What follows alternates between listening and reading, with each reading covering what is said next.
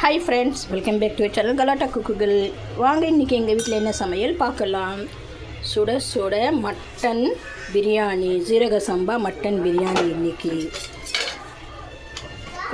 என் பொண்ணுங்கள்லாம் வந்திருக்குறாங்க, அதனால் மட்டன் பிரியாணி, சூப்பரான ஜீரக சம்பா மட்டன் பிரியாணி. இது லாங் வீடியோவில் வரவங்க உங்களுக்கு பாருங்க எவ்வளோ அருமையாக வந்திருக்கு. தல்பாக்கட்டு மட்டன் பிரியாணி தாங்க செஞ்சேன் நான் இன்றைக்கி.